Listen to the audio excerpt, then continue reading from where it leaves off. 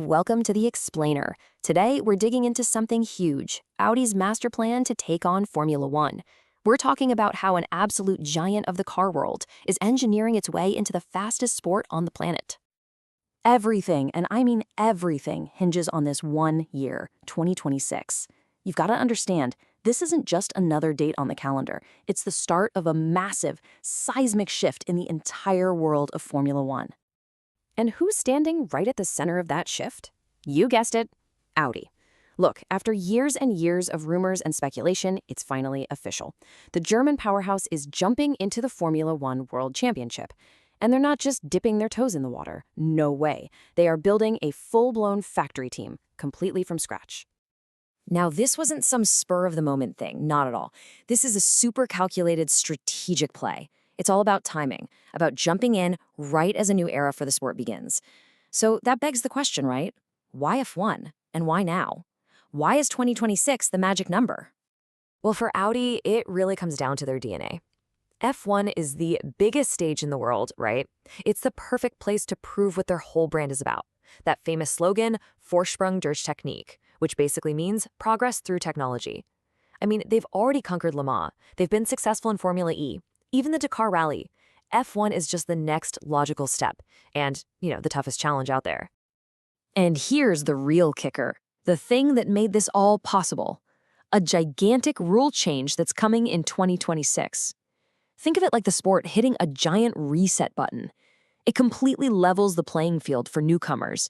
And this is the crucial part. It aligns perfectly with where Audi is already headed with its focus on sustainability and electric power. Yeah, this really shows you what I'm talking about. The new rules are a fundamental shift in the sport's DNA. We're talking more powerful electric motors, a cost cap to stop teams from just spending their way to a title, and get this, a requirement for 100% sustainable fuels. These are all areas where Audi isn't just interested, they're already experts. Okay, now this is where it gets really, really interesting. Look at this power dynamic. Just look at that split. The electric motor is going to be almost as powerful as the 1.6-liter turbo engine. That's a nearly 50-50 balance.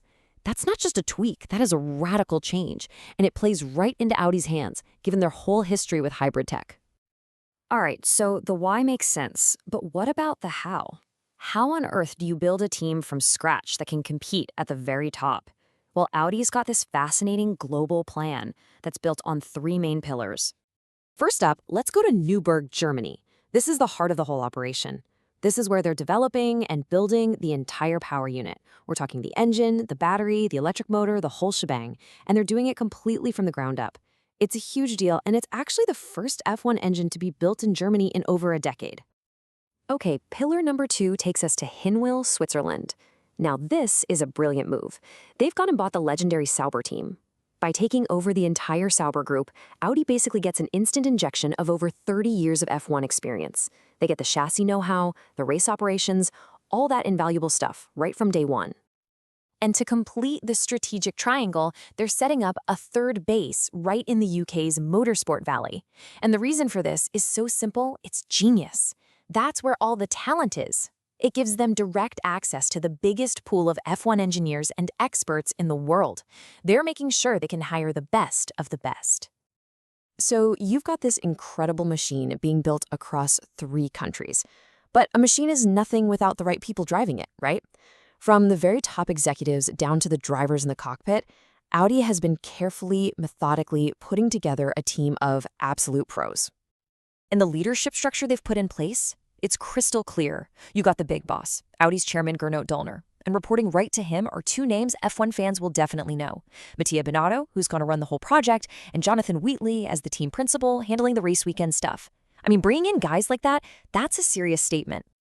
Then you've got the drivers, the guys actually on the track, and their strategy here is just perfect, a blend of experience and raw young talent. They've got the super experienced Nico Hülkenberg to lead the way and help develop the car, and then his teammate is the phenomenal Gabriel Bortolito, a kid who won both the F3 and F2 championships in his rookie seasons.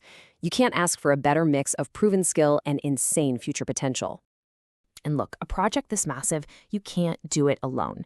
It's also backed by some huge global partners. And these aren't just names on the side of the car. You've got technical partners like BP and Castrol helping develop the fuels.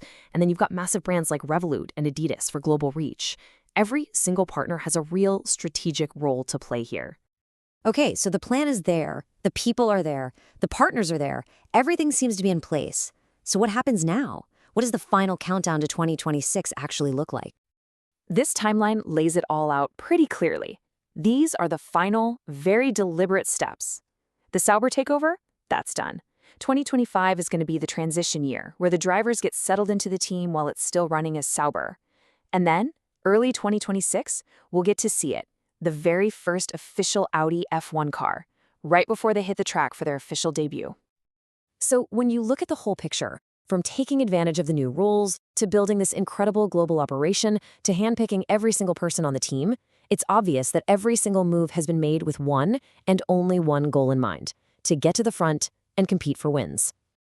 And that, of course, leaves us with the big question as we all look ahead to 2026. They've engineered the perfect plan, they've built the team, they're developing the technology. But now they have to go out there and prove it on the racetrack. Can Vorsprung durch Technik really conquer the fastest sport in the world? The countdown is on.